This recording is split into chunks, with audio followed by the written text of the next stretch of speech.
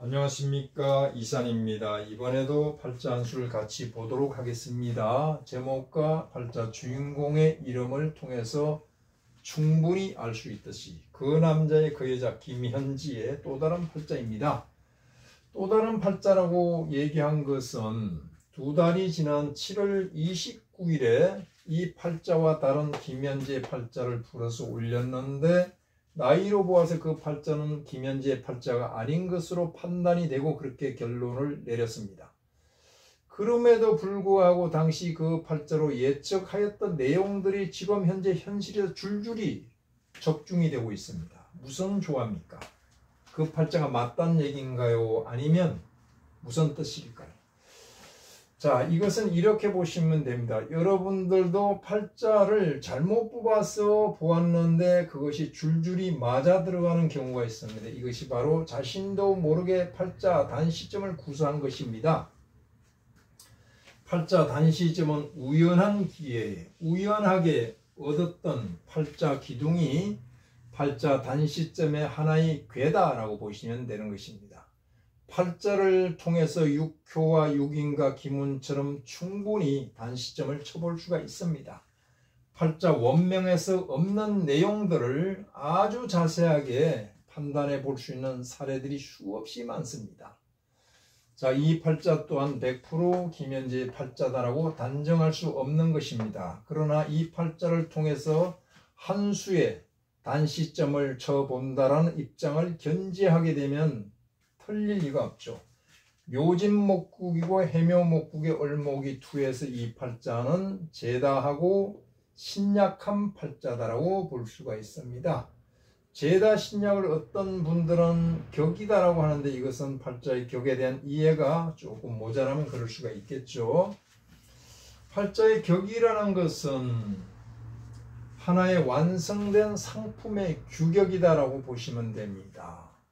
자, 정식격에 들어가면 이것은 용신을 포함하고 있어야 되는데 여기서 용신이 없잖아요. 그래서 이것을 격으로 보는 것은 아니다라고 보고 이것은 바로 팔자의 상황을 하나의 상황을 묘사한 용어다. 그것도 부정적인 상황이다. 왜? 제다한 것도 문제요. 신약한 것도 문제라. 그래서 팔자 균형이 깨어져 있기 때문에 이 신약한 일간이 이 많은 죄를 어떻게 요리할 것인가, 처리할 것인가 하는 것이 명주의 삶의 여정에서 풀어야 할 숙제란 말이에요. 그러면 어떻게 푸는지 보잔 말이에요. 죄다 하니까 이것이 제일 중한 환경이죠. 죄가 팔자에 중할 때는 누구의 힘을 빌려야 됩니까? 가장 효능이 있고 효과적인 것은 바로 급제입니다. 그래서 제중용급의 팔자가 성립돼서 제중용급격이 되는 것이죠. 자, 이것을 모르게 되면 신금이 급제를 받으니까 재물이 날아가고 어쩌고 저쩌고 하는데 그런 경우는 강할 경우 바로 궁급쟁제고 이런 경우는 덕비이제라고 합니다. 비견급제를 얻어서 그다란 이득을 취한다라는 뜻이죠. 그래서 자강선생께서는 덕비이제하니 형제 덕력이요 운도 파급하면 형상파상이요. 운도 파급이 바로 들어왔단 말이에요. 운도 파급이 형상파상이 골로 간다는 뜻입니다. 자, 그렇다면 이 급제가 이 팔자의 수호신인데 이 급제는 집안에서는 형제 자매가 될 것이고 직장 가면 직장의 동료가 될 것이고 남자들은 군대 가면 전우가 될 것이고 또 동지가 될 것이고 심한 경우는 이 팔자처럼 동무가 된단 말이에요. 동무들을 규합을 해서 합세를 해서 사고치는 모습이 팔자에서 역력하게 보이지 않습니까? 왜 그렇습니까? 제다하고 신약하기 때문에 팔자 균형이 깨져서 언젠가는 대형 사고가 일어나는데 바로 목전에 와 있단 말이에요. 이것을 보지 못하니 다들 철부지다라고 하는 것이죠. 이제 팔자의 대문을 열고 팔자 속으로 한번 들어가 보자고요. 팔자의 시간과 공간의 무대 대문이 진토입니다. 자축, 임묘, 진이니까 바로 오양에 진입해서 양기가 성합니다. 그래서 건조하고 산불이 잘 나고 환절기라 기관지 환자가 많습니다. 임묘진 목택인데 그래도 엄연히 봄은 봄이기 때문에 옆에 묘목을 만나게 되면 묘진 목국이 돼서 나무가 결당을 하게 되는 것입니다. 자, 진달은 건조한데 진중에 개수가 있지만 해중에 임수가 도와주고 이렇게 목국을 짜니까 나무들이 잘 자라서 하늘 높이 올라가고 좌우로 확산하는 모습이 보인단 말이에요. 그렇다면 숲속으로 한번 들어가잔 말이에요. 숲속으로. 이것은 아주 나무들이 많은 정글이란 말이에요. 정글 속으로 들어가 봤더니 신검이 땡거리니 앉아서 노닥거리고 있는데 작업의 진도가 안 나가고 있어요. 왜? 신검은 그냥 과유입니다. 홈입니다. 낫입니다. 이것 가지고 이 많은 정글을 어떻게 해치고 개간을 합니까? 노닥거리고 있다? 역부족이다. 이게 바로 제다신약이란 뜻입니다. 어떻게 할 수가 없으니까 꾀를 냅니다. 어떻게 꾀를 내냐면 바로 옆에 있는 경검, 경철이 오라버니한테 삐삐를 칩니다. 삐삐. 옛날에 삐삐를 많이 쳤겠죠. 지금은 카톡을 보냅니다. 오라버니 오라버니 비상입니다. 전쟁입니다. 이런 문자 보냈잖아요. 오라버니 오라버니 내가 숲속에 들어왔더니 이렇게 많은 나무가 있는데 잣나무 가지는 내가 칠 수 있지만 큰 나무는 내가 어떻게 할 수 없으니까 포크레인에 해당되는 경검 경철이 오라버니가 전기톱이 와서 감목을 툭툭 잘라서 잡발터려 주면 신검인 내가 낫으로 가서 가지를 쳐서 정리를 하겠소. 정리 전문가란 말이에요. 정교한 작업을 한단 말이에요. 정교한 기획가란 말이에요. 자, 이 경검은 어떻습니까? 큰 나무를 자르니까 큰 그림을 그린단 말이에요. 큰 그림이 뭡니까? 권력을 일단을 장악해 놓으면은 그 권력을 실질적으로 행사하는 것은 바로 신검이란 말. 이 많은 숲속에서 다시 말하면 첩첩산중의 베일 속에 가려진 현지인들 중에서 문고리 실세가 되는 것입니다. 자, 그러면 경철이 오빠는 어떨까? 이것을 한번 보잔 말이에요. 경진이자 경진, 바로 괴강이란 뜻입니다. 괴강은 우두머리란 뜻이죠. 우두머리니까 어때요? 숲속에서 바로 양산박을 차려놓고 신수호지를 쓰고 있는 그런 모습이란 말이에요. 이 정글은 무대이긴 한데 바로 대한민국이란 말이에요. 대한민국의 하나의 이 두 사람에게 거대한 기업체적 사업체로 보이지 않습니까? 신수호지를 쓰고 있단 말이에요.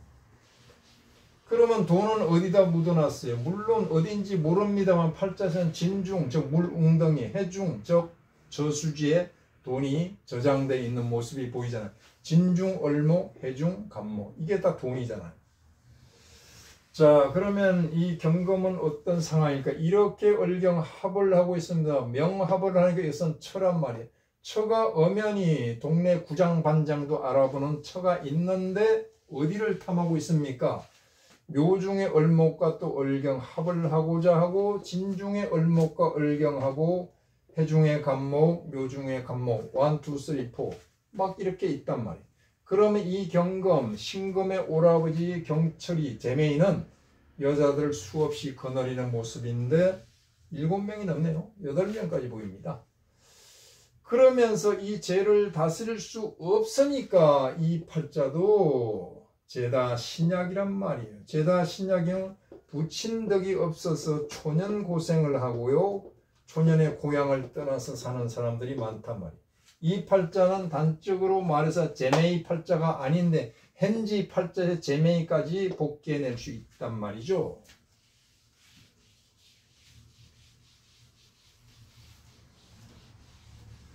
내가 인연을 맺은 사람은 내 팔자에 다 나타나게 되어 있습니다. 자, 그러면 이 신검은 대체로 좀 얌전합니다. 얌전한데 부뚜막에 올라가게 되어 있죠. 진달에 나서 묘목을 이렇게 보고 있고 경검이 어떻습니까? 을목과 이렇게 합을 하고 있는데 지금 현재 을유대운이 왔습니다. 을목이 들어오고 유검이 들어와서 또 합을 하고 있죠. 합이 2개입니다. 합과 합이 바로 투합입니다. 투합은 여자가 돌을 던지는 것이 질투할 투자입니다. 투합을 하니까 분명히 나의 죽은 내 오라바인 제맹이 옆에 돌을 던지는 여자가, 질투하는 여자가 있네요. 자, 그러면 이 투합은 합이 아니란 뜻입니다. 합이 아니면 합의 빗장이 풀렸으니까 을목들이 동한 것입니다. 동했으면 문제를 일으키죠. 그 문제가 바로 을목은 재란 말이, 돈 문제, 여자 문제 이런 것이 불거지게 돼 있는데 바로 경금에 여자, 돈 이런 것인데 내가 실질적인 관리자다라고 할 수가 있습니다. 그러면서 지지에서 이렇게 묘유충을 하니까 세신이 충왕하니 왕신 기발이요 왕기 역세하여서 평지풍파의 일락천장이라. 평지풍파가 일어나서 일락천장으로 떨어질 운이 왔는데 을목이 동했으니까 재가 동하면 어디를 칩니까? 인수를 치는데 이것이 바로 탐재괴인이란 말이에요. 탐재괴인은 바로 부도 상황을 나타내기 때문에 이대로 가다가는 대한민국 국가 부도가 온다는 얘기입니다. 자, 이렇게 치니까 묘목이 흔들하면서 위에 있는 을목들이 더욱더 요동을 치고 있습니다. 아주 난리 났죠. 그러면서 올해 을사가 들어왔으니까 사화가 가서 해수를 치니까 해중 간목이 또 요동을 치니까 을목 세계가 더욱더 난리 버거지를 부리니까 토가 날아가는데 토는 뭡니까? 재란 말이에요. 재가 아니라 문서란 말이에요. 문서가 깨지니까 탐재긴, 이것은 지나친 욕심을 부리다가 부도나는 형국입니다. 자, 이 세 가지가 동했는데 이 신금이 가서 이제 하나는 합을 하고 하나는 물리치는데 이게 역부족입니다. 그런데 목이 들어올 때는 아무래도 금이기 때문에 방어를 할 수가 있습니다. 금과 목이 싸우면 금이 이긴단 말이에요. 그런데 만약에 불을 동반하고 들어오면 어때요? 목생화 화극금 하니까 이때 아작나는 겁니다. 골로 가는 거죠. 자, 여기서 포인트가 바로 사화인데 사중의 병화를 장축하고 들어왔다면 안 나타났죠? 안 나타났는데 이렇게 가서 사해충을 또 했다고 그랬잖아요. 그런데 이게 청간으로 탁 떠는 시점이 바로 오늘 9시 41분이란 말이에요. 절기가 바뀌면서 병술이 들어왔단 말이죠.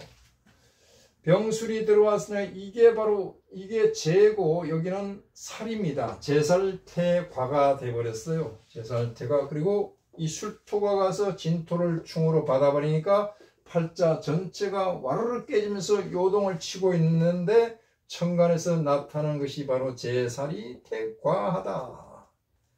재살태가 하면은 비명행사라고 그랬습니다. 이건 제가 한 말이 아니고요. 팔자 교과서에 나와 있습니다. 비명행사할 운이단 말이에요. 누가?